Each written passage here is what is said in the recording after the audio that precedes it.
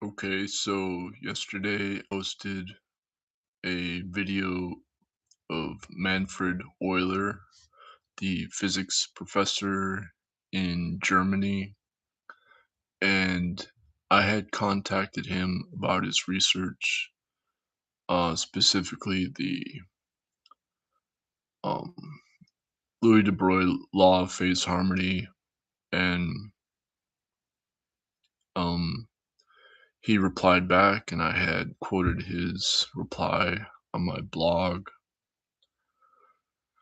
And then later on, I reminded him of what he had sent me, and it was on my blog or whatever. And he asked me to take it down.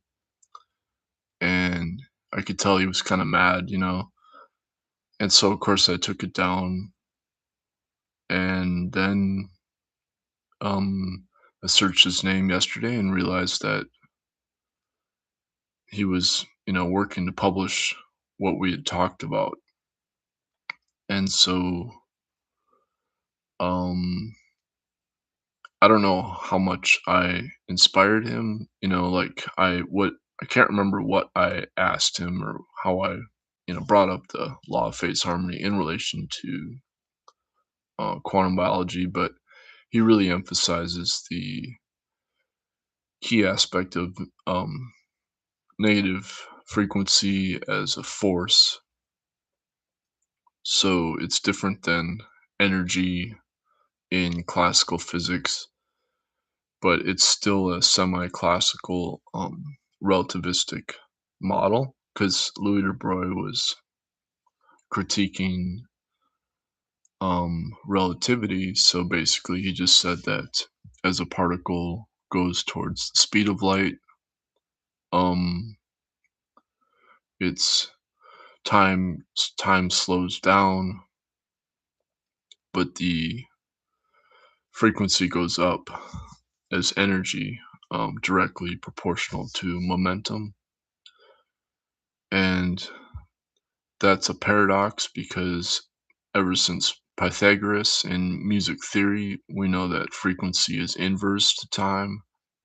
So the only way that both quantum physics and relativity can be true is if there's a second time from the future that's harmonizing with the past, and that superluminal phase wave, and this is what Louis de Broglie said was his greatest discovery on the law of phase harmony, and it's not taught in schools, but it's a relativistic quantum um, explanation of the creation of matter from the at the speed of light for the photon, but the photon acquires mass as a like a what um, Manfred Euler calls canned mass.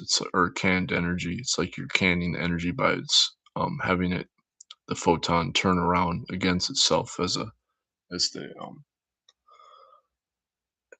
Mobius strip. So what I learned in my first year of college, which is the explanation of the spin or using a Mobius strip or a Klein bottle, is two Mobius strips is actually this law of phase harmony that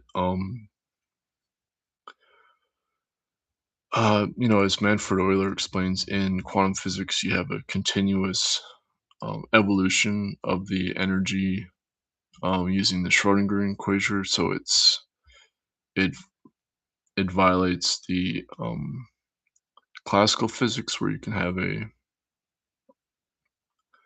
precise measurement of momentum and the position of the particle at the same time. Um, and so that's why there's these singularities between quantum physics and relativity.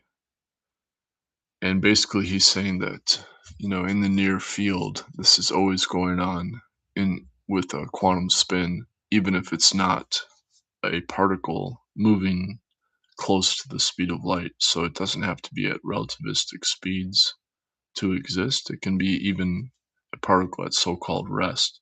But the rest doesn't exist, and he cites the article, "Light is Heavy," by Gerard de Hooft and Martin van der Mark, um, as the way that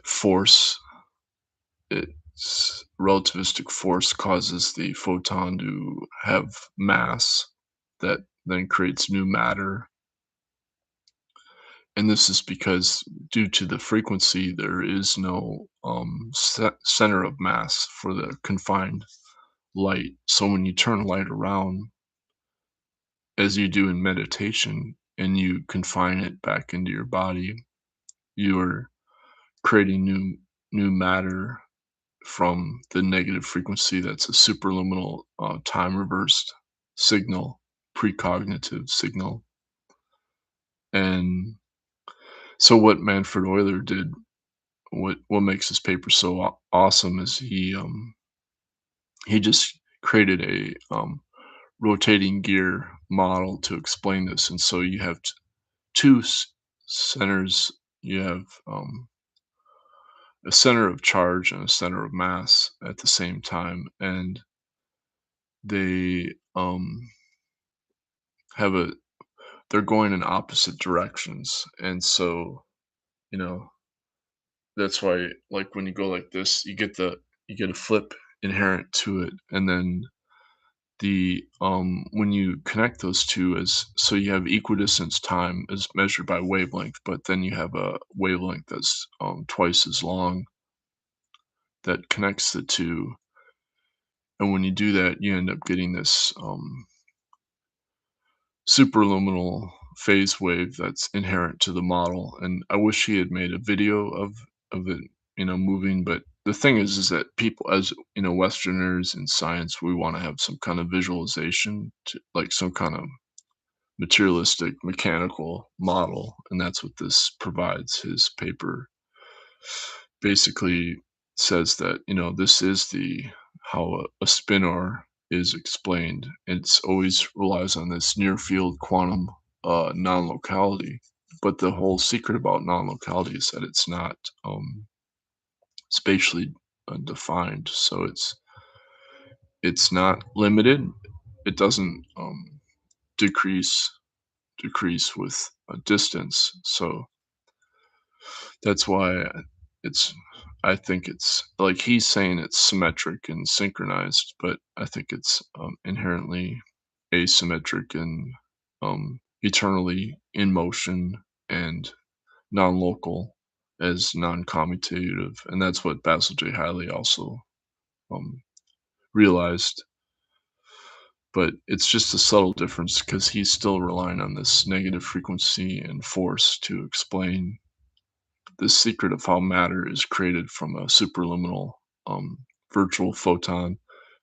And he's saying, like experimentally, it's hard to even document that what they call the um, uh, I can't pronounce it in German. It's like zitter. I can't even say it, but it's basically you have this relativistic quantum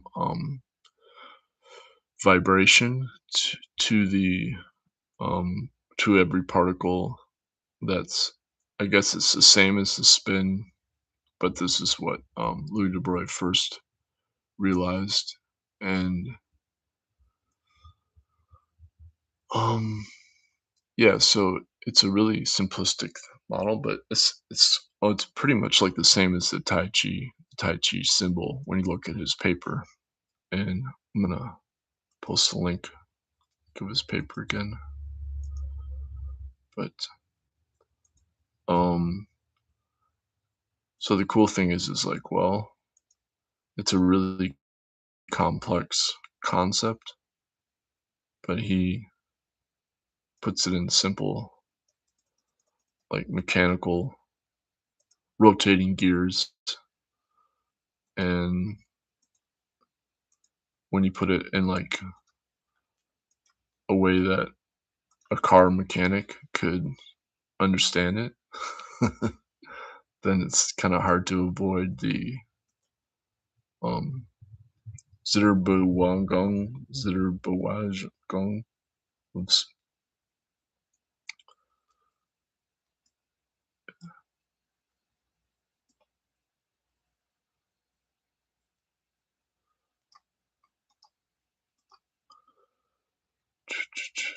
So he had sent me a reply that literally is the same phrasing he uses in the paper, so I can understand why he would want me to um, remove. Let me see if I still have it. His quote. Manfred Euler. Uh, Here we go. Yeah, I still have it.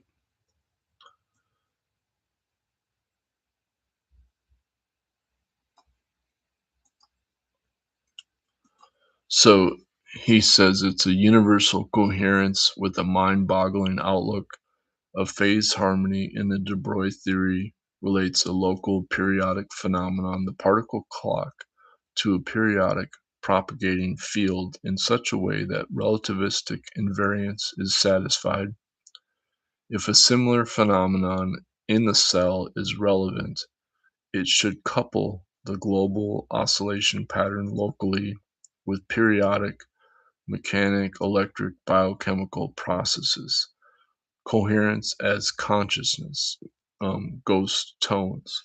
Now, the reason they're ghosts is because the individual phase is not observable. So I'm gonna close this and then I'll post that quote in um, in my comments section.